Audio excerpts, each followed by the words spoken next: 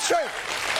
Tonight, and we talked about this with the audience earlier, this is my last show before the election, but not my last show. I'm coming back, baby. We're doing another year.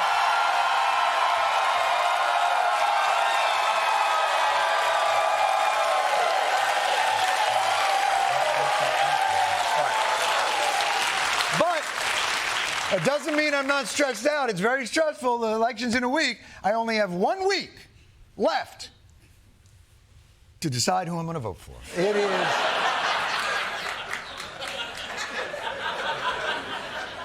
Normally, I just vote for whoever the Washington Post endorses.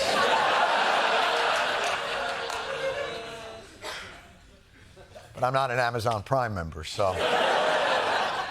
But anyway, because it's the last week, both candidates have been out there on the trail making their closing arguments. First, Kamala Harris had a rally with Beyonce. I cannot wait to hear. Come on! Freedom! Freedom!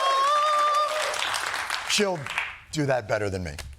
Your vote is one of the most valuable tools, and we need you.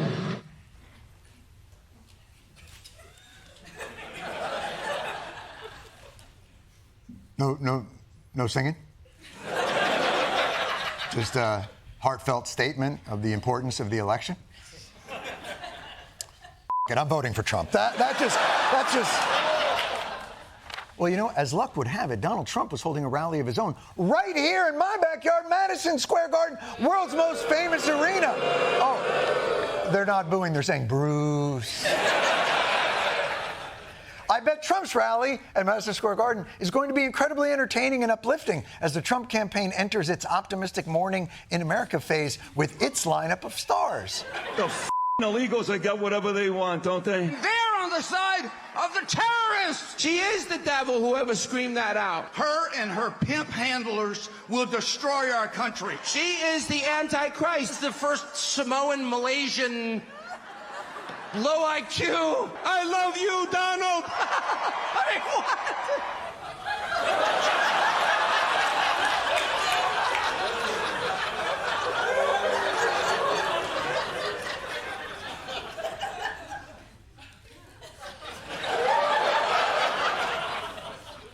I will never not be charmed by his girlish laugh. Now, generally, that's a lineup that you see outside Madison Square Garden, yelling at strangers as they try to get inside Madison Square Garden. And let me just say, how dare they desecrate the stage that the Piano Man has consecrated? How dare you? How dare you? Listen to me. You know how many scenes from an Italian restaurant he's going to have to play to exorcise the demons that were on that stage? There is not enough Downeaster Alexas in the world to clear out that xenophobic stench, you pieces of... But of course, for the media, there was one moment in particular that raised the alarms. The opening act, grabbing headlines for all the wrong reasons. A comedian who offered unfunny, racist, cringeworthy jokes. Basically calling Puerto Ricans trash. The most repulsive racial jokes about Latinos. Disgusting and hateful. So incredibly crude. Frankly, just too X-rated to play here. Extremely vile so-called jokes. Extremely vile so-called jokes. She name-checked my comedy album from the 90s.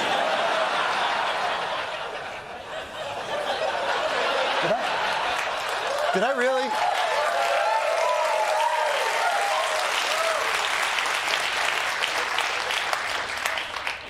I don't know who's AI, me or that guy.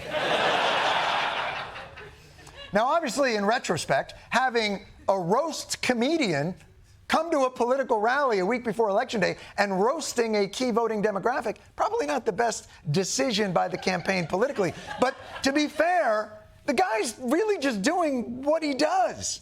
I mean, here he is at the Tom Brady roast a few months ago. The great Jeff Ross, ladies and gentlemen.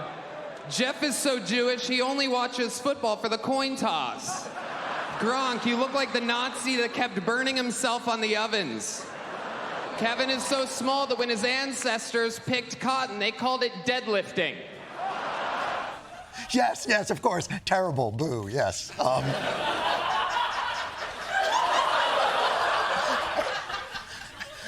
There's something wrong with me. I find that guy very funny. So, I'm sorry. I don't know what to tell you. I mean, bringing him to a rally and have him not do roast jokes, that'd be like bringing Beyonce to a rally and not have... Oh.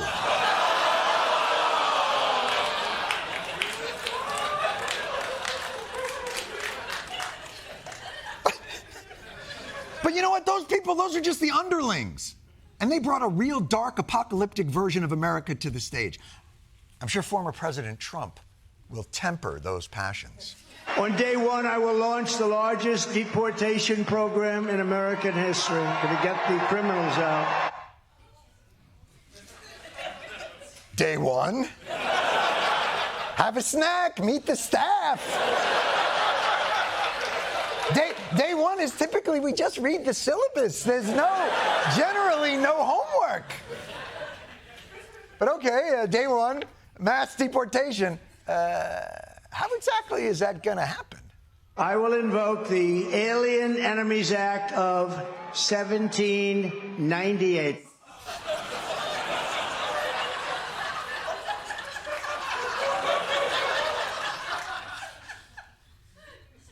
Who the told Donald Trump about the Alien Enemies Act of 1798?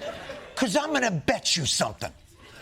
He did not come to the meeting and go, hey, why don't we use the 1798 Alien Enemies Act? Would that apply? He's not a history buff, as we remember from his dissertation on Robert E. Lee's role in the critical Civil War battle of Gettysburg. And the statement of Robert E. Lee, never fight uphill, me boys, never fight uphill. They were fighting uphill. He said, wow, that was a big mistake.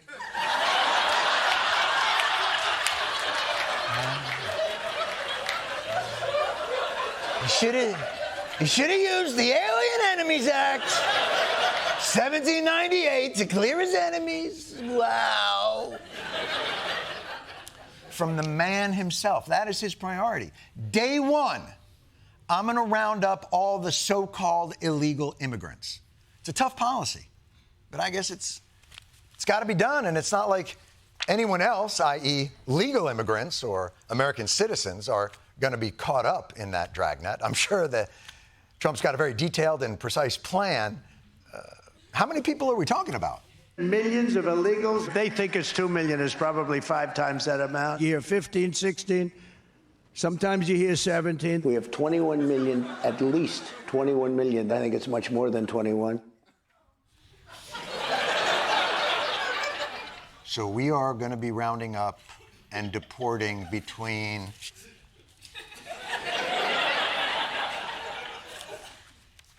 2 and 21 or more million people. But listen, they're all bad.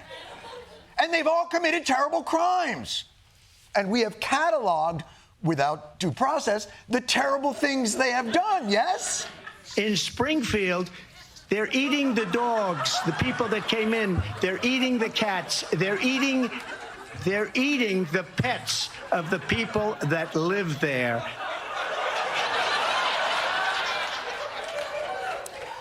So between 2 and 21 million people, and while they weren't actually doing that, still, chase them with guns.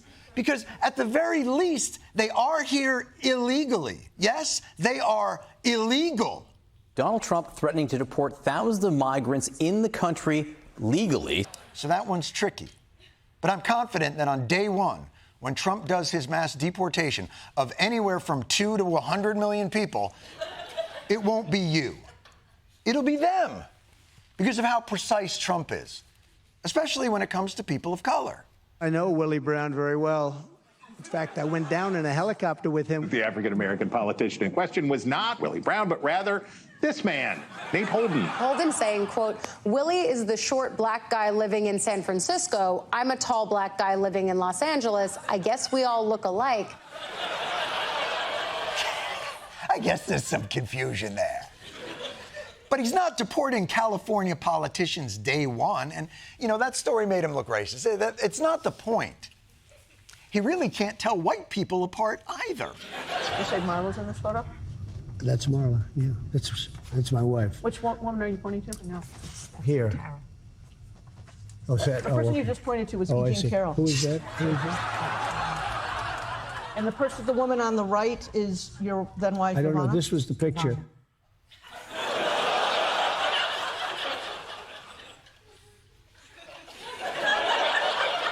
You know what I just realized? Donald Trump doesn't have affairs. Just thinks everyone is his wife. So, clearly,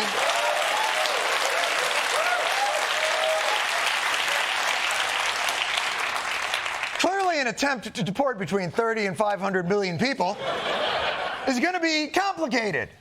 So it's going to be important to know how carefully the former president would execute this plan. A lot of the millions of people have had children here who are American citizens. So yes to mass deportation, even of women and children. So we're going to look so at it very closely. The way you phrase it is exactly right.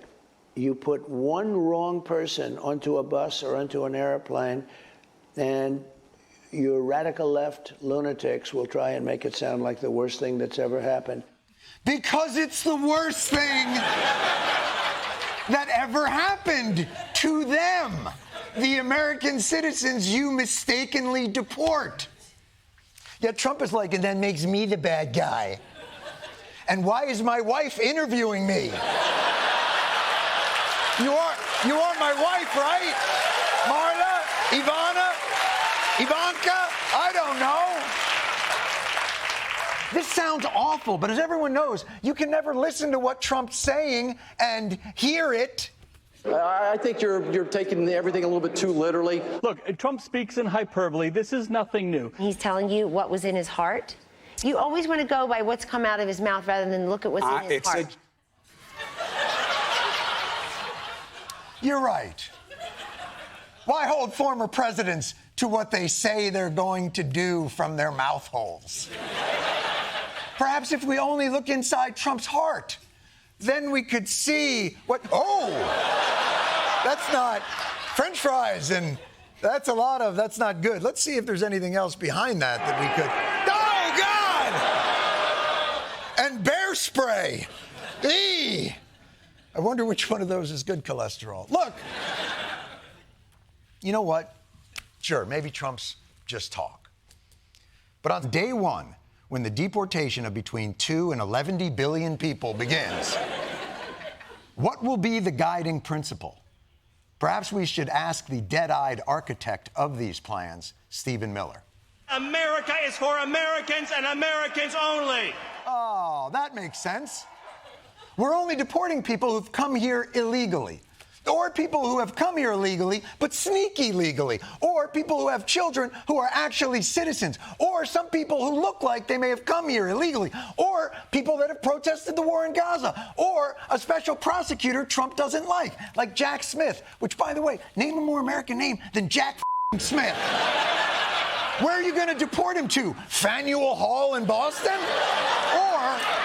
maybe we're just going to be deporting the people that always bring wretchedness and want. Oh, I'm sorry. That's how we described the Irish in 1832. Or maybe we're just going to deport people whose race inherently has a certain kind of criminality. Oh, I'm sorry. That was the Italians in 1911. The point is, every one of these groups was at a place and time on the wrong side of not being American enough. And right now you think you're safe because the group Trump's talking about, it's not you.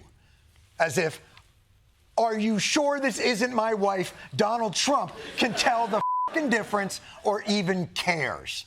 That the day one implementation of the 1798 law that was last used to intern Japanese and German citizens in World War II will be a fine-toothed comb. It just makes me very sad. The whole thing. John. What the heck?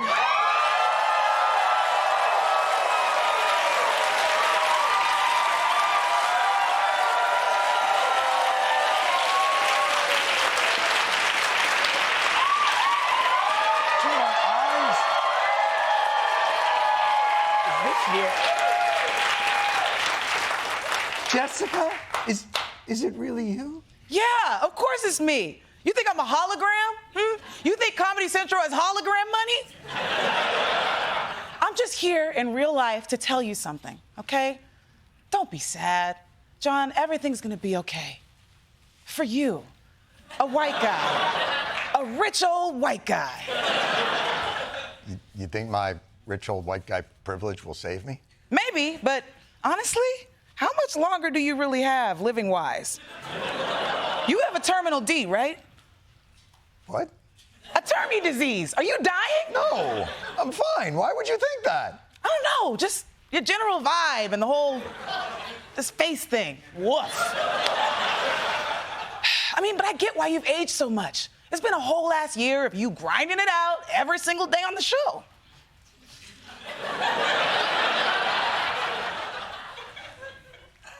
I only host on Mondays. Oh, really? Damn. Okay, double woof. Look, it doesn't matter, okay? No, come on. It doesn't matter because for non-old white people, for people of color, and women and queer people, it's gonna be a completely different story, all right? Now let me give you some advice. Yeah, you mind? please. Oh, Jessica.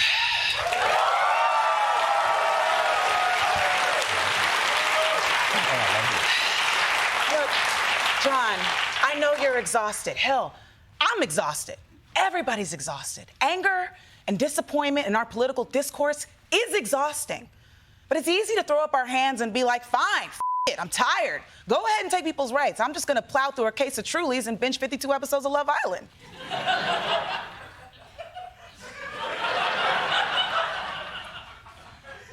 Oh, you wanna know what those are? Truly's a hard seltzer and Love Island is like Gilligan's Island with Oh! What channel is that on? Hey, no, focus, okay? I just want to be clear, all right? Do not let them exhaust you. Don't let the constant draining bullshit wear you out. Do not turn away. Look it right down that barrel and say, not today, apathy. I'm only having half a case of Trulies. And no matter what happens, we have to throw our arms around the people who need us the most and hang the on, all right?